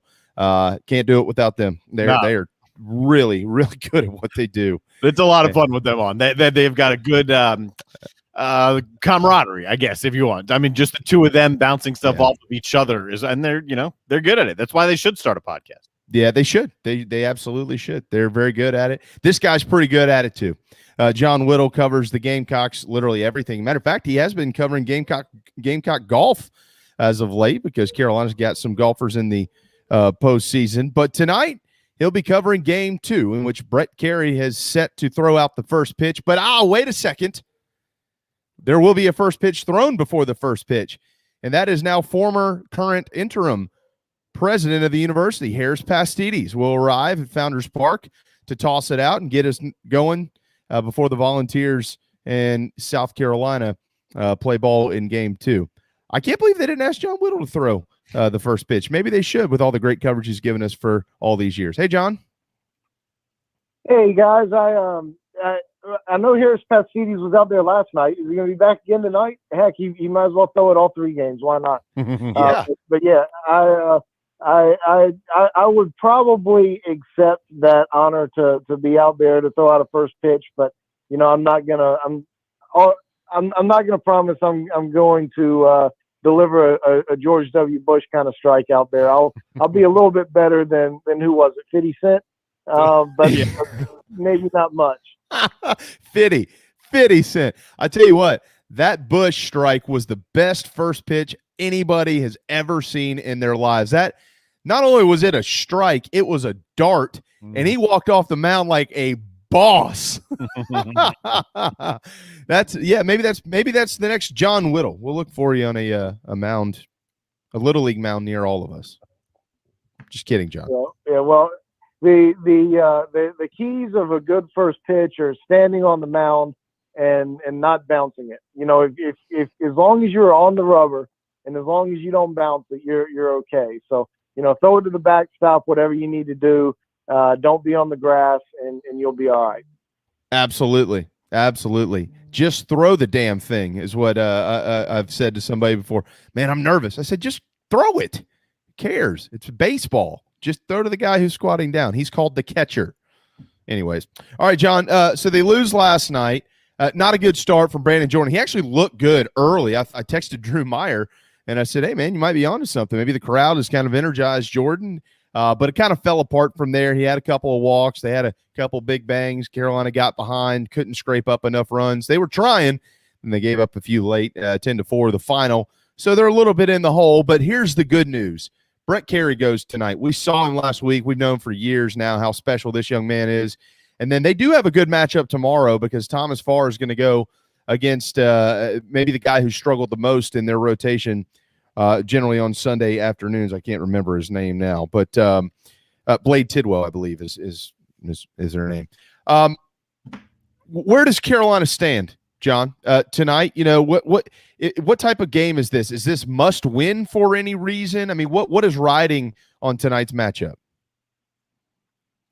Well, I think you've got to win this series to feel pretty good about, having a chance to host a regional. I mean, if you only win one game this weekend, you go to Hoover and probably need to at least make it to Saturday to really even have much of a chance. A win this weekend would, give you 5 out of 6 SEC wins. You win 5 out of your 10 SEC series against, and you've played, the best teams in the conference, and you'd have the metrics on your side, the RPIs and the strength of schedule and all that jazz. So, I think that this game is tremendously important, as well as tomorrow. From a hosting standpoint, South Carolina's pretty much locked into the 7th seed in the SEC tournament. I think South Carolina won't fall any lower than the 7th seed after last night's results, and with last night's results also, they can't finish higher than 6. South Carolina would need to win today and tomorrow, and Florida would have to lose today and tomorrow, and then you jump the Gators by virtue of the tiebreaker. But it's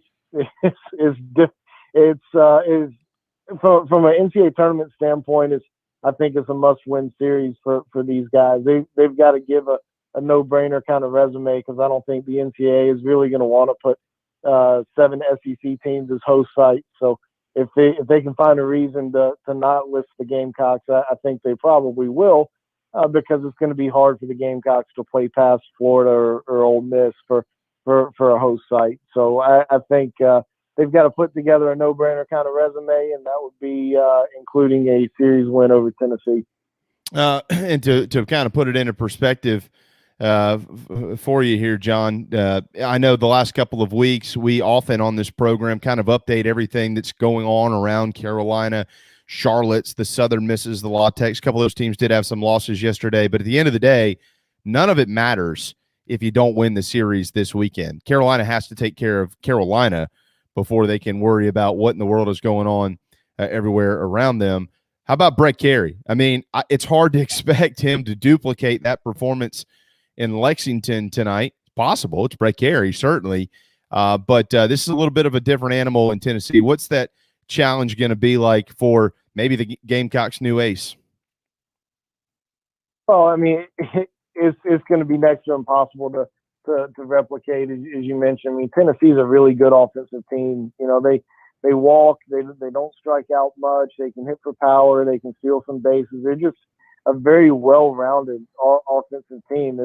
And Kentucky's just not. Like, Kentucky's got a couple of good players on that lineup or in that lineup, but they're just nothing like what Brett Carey is going to face tonight against Tennessee. And you know, but I do think that Brett Carey has that, you know, moxie and that ability to pitch well and in these big games. You know, he kind of emerged onto the scene is really a potentially dominant guy and flourished for the first time against Tennessee and Knoxville a couple of years back as a freshman. So, you know, he's done it against these guys before, and you know, I think that regardless of the circumstance, like, Brett is, you know what you're going to get from Brett. Like, he's very consistent in what he does. He's not an emotional guy as far as you know, getting too hyped up or getting to or feeling too much pressure. You know, he's just it's just what he's been over the course of his career here. He's just been a steady guy who always delivers you a very, very clutch performance. So, you know, I don't think that South Carolina can hand the ball off to a guy in this spot, you know, to a better guy in this spot. You know, I think he'll be good tonight and certainly give his team a chance to win.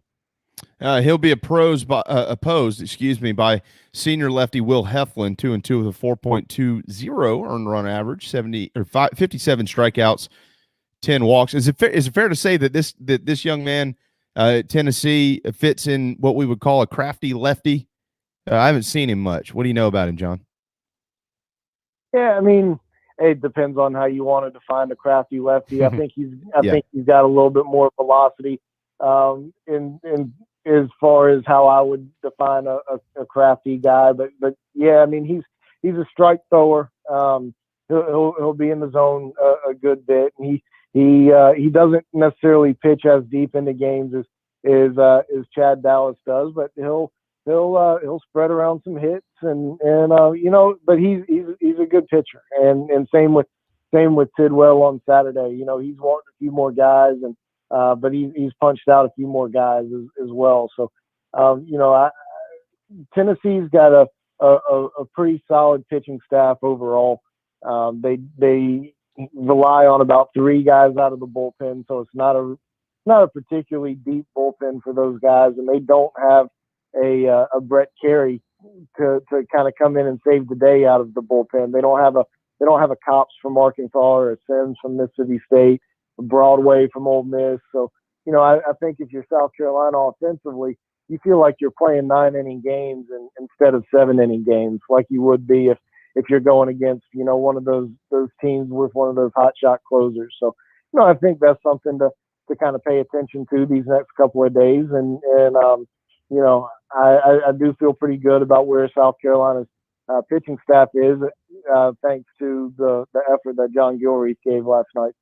Yeah, that was a huge moment for Carolina. Gilreath coming in and only giving up 1 run in that amount of time. Final quick question for you here, John. What's important early in this game for Carolina? It's clear that they can't get behind 4, 5, 6 runs and expect to win against the best teams in the country. A large majority of them reside right here in the SEC. So what is important early, especially offensively, to give themselves a chance?